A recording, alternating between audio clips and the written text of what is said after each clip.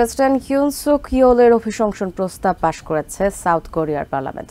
এর ফলে ইউন এখন সাময়িকভাবে বরখাস্ত অবস্থায় থাকবেন। তার অভিশংসনের বিষয়ে চূড়ান্ত সিদ্ধান্ত নেবে দেশটির সাংবিধানিক আদালত। ইউনের ভাগ্য নির্ধারণে আদালত 6 মাস সময় পাবে। সে পর্যন্ত সাউথ কোরিয়ার ভারপ্রাপ্ত প্রেসিডেন্টের দায়িত্ব পালন করবেন প্রধানমন্ত্রী হান ডাক-সু। ইউন সুক ইয়োলের পতনটাও তার উত্থানের মতোই নাটকীয়। মাত্র কয়েক বছরে একজন মামুলি পাবলিক প্রসিকিউটর থেকে প্রসিকিউটর জেনারেল এবং তারপরেই রাজনীতিতে যোগ দিয়ে সরাসরি প্রেসিডেন্ট। তারপর দ্রুত জনপ্রিয়তা হারিয়ে কোনো মতে ক্ষমতা ধরে রাখতে সামরিক শাসন জারির চেষ্টা। আর এই মার্শাল ল জারি হয়তো তার রাজনৈতিক ক্যারিয়ারের সবচেয়ে বড় ভুল, যে কারণে শনিবার পার্লামেন্টে তাকে অভিশংসনের পক্ষে উত্থাপিত প্রস্তাব পাশ হল সংখ্যাগরিষ্ঠ সংসদ সদস্যদের ভোটে। অথচ 2017 সালে এই ইউনি সাবেক 2 দুর্নীতিগ্রস্ত প্রেসিডেন্ট লি মিয়াং-ব্যাক আর পার্ক গিউন হাইয়ের শাস্তি নিশ্চিত করতে গুরুত্বপূর্ণ ভূমিকা রেখেছিলেন। তার মানে ইউন ভালো করে জানতেন রাষ্ট্রের প্রধান নির্বাহী স্বেচ্ছাচারী হলে তার পরিণতি কি হয়।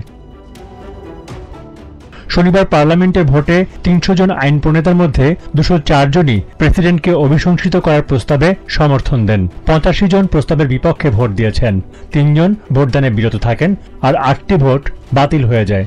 অভিশংসন প্রস্তাব পাশ হতে 200 ভোট প্রয়োজন হয়। এজন্য ইউনের নেতৃত্বাধীন পিপল পাওয়ার পার্টির 8 জন পার্লামেন্ট সদস্যকে পক্ষ পরিবর্তনের জন্য রাজি করানোর প্রয়োজন ছিল। অভিশংসন প্রস্তাব পাশ হওয়ায় ইউন এখন সাময়িকভাবে বরখাস্ত অবস্থায় থাকবেন। এ সময় দেশটির সাংবিধানিক আদালত পার্লামেন্টের ভোটের বিষয়ে সিদ্ধান্ত জানাবে। রাজনৈতিক বিশ্লেষক বং ইয়ং-শিকের মতে, সামরিক শাসন জারির চেষ্টার পরে দেশের জনগণ ইউনকে প্রেসিডেন্ট পদে রাখাটা বিপজ্জনক মনে করছে। গত 3 ডিসেম্বর সামরিক আইন জারি করেন ইউন। যদিও জনগণের চাপের মুখে 6 ঘন্টার মধ্যেই তা প্রত্যাহার করতে বাধ্য হন তিনি।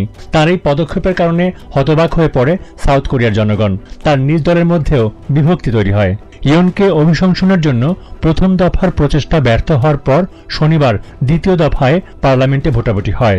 এদিকে ইউন সুক ইয়োলের অভিশংসনের বিষয়ে ভোটের পর সিওলের রাস্তায় নেমে আসে হাজারো গণতন্ত্রকামী মানুষ, করে বিজয় উল্লাস।